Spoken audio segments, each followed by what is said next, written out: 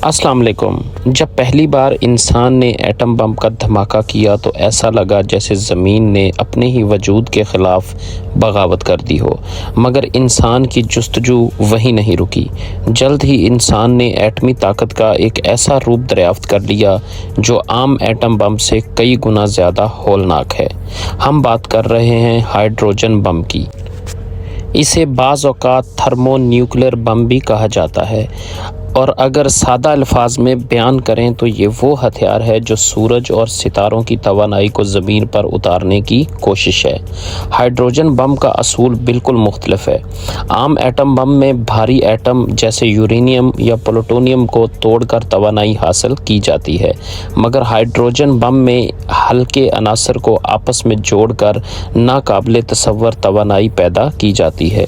ये अमल nuclear fusion कहलाता है, वही अमल जो सूरज में करोड़ों साल से जारी है और जिसकी बदौलत ज़मीन पर रोशनी और ज़िंदगी कायम है। हाइड्रोजन बम में छोटे आइटम जैसे ड्यूटेरियम और ट्रिटियम एक दूसरे में मदगम होकर एक नया अंसर पैदा करते हैं, और इस अमल में जो तवानाई खारिज होती है वो हज़ारों नहीं बल्कि लाखों टन रवायती धमाका खेज़ मवाद के बराबर हो सकती है। मगर इस बम को बनाने का अमल कोई आसान काम नहीं था। फिज़िकली तौर पर हाइड्रोजन बम दो बुनियादी हिस्सों पर मुश्तमिल होता है। पहले एक आम एटमी बम का धमाका किया जाता है ताकि इतनी ज़्यादा गर्मी और दबाव पैदा हो जो फ्यूज़न अमल शुरू कर सके।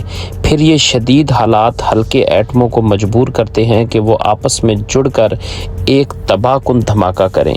यही वजह है कि हाइड्रोजन बम आम एटमी बम के मुकाबले में हज़ारों गुना ज़्यादा ताकतवर होता है।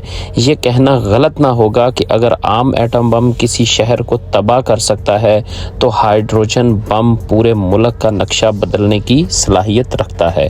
दुनिया में हाइड्रोजन बम बनाने की दौड़ दूसरी आलमी जंग के फ़ौरन बाद शुरू हुई।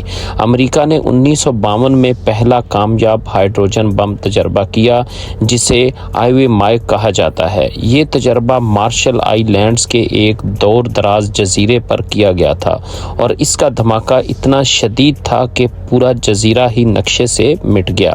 सोवियत यूनियन ने 1953 में अपना जवाब दिया और 1961 में उन्होंने तसरार बोम्बा का धमाका किया, एक ऐसा धमाका जिसकी शिद्दत आज तक इंसानियत की तारीख का सबसे बड़ा न्यूक्लियर धमाका है। इस धमाके का बादल 60 किलोमीटर की बुलंदी तक उठा और इसकी रोशनी हज़ारों किलोमीटर दूर से देखी गई। बरतानिया, फ्रांस और चीन ने भी जल्द ही हाइड्रोजन बम बनाने की सलाहियत हासिल कर ली है। बाद में भारत ने 1998 में अपने पोखरान टेस्ट में एक थर्मो न्यूक्लियर डिवाइस का तजर्बा किया।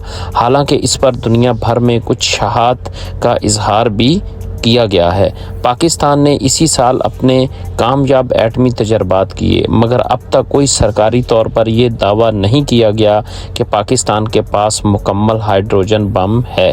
शुमाली कोरिया ने 2016 में ऐलान किया कि इसने हाइड्रोजन बम का तजर्बा किया है, मगर बहुत से माहिरीन अब भी इस दावे पर सवाल उठाते हैं। हाइड्रोजन बम सिर्फ एक हथियार नहीं, ये एक फ़लसफ़ा है, ताकत की इंतहा, तबाही की मेराज। ये इतना मोहलक है कि इसके इस्तेमाल के बाद ज़मीन पर कई बरसों तक न्यूक्लियर विंटर आ सकता है। एक ऐसा दौर जब आसमान धुएं से ढक जाएगा, सूरज की रोशनी ज़मीन तक नहीं पहुंचेगी, दर्जा हरारत गिर जाएगा और ज़िंदगी का बेशतर हिस्सा फना हो जाएगा। इस बम की तबाही का आलम यह है कि अगर चंद दर्जन हाइड्रोजन बम फट जाएं तो इंसानी तहजीब का वजूद ही ख़तरे में पड़ सकता है। शायद इसी खौफ ने दुनिया की बड़ी ताकतों को मजबूर किया कि वो न्यूक्लियर हथियारों के फैलाव पर काबू पाने के लिए मुआहदे करें, मगर हाइड्रोजन बम की मौजूदगी अब भी इस दुनिया पर एक ऐसा स्याह साया है जो कभी भी हरकत में आ सकता है। अगर इंसान ने होश से काम ना लिया, आज जब हम सितारों की खोज में हैं, मरीख पर बस्तियां बसाने के ख्वाब देखते हैं, तो ये हथियार हमें याद दिलाते हैं कि हमने अपने ही सैयारे को तबाह करने का इख्तियार भी अपने हाथ में ले लिया है। शायद यही हाइड्रोजन बम की सबसे बड़ी कहानी है, ताकत की मेराज और फना का दहाना।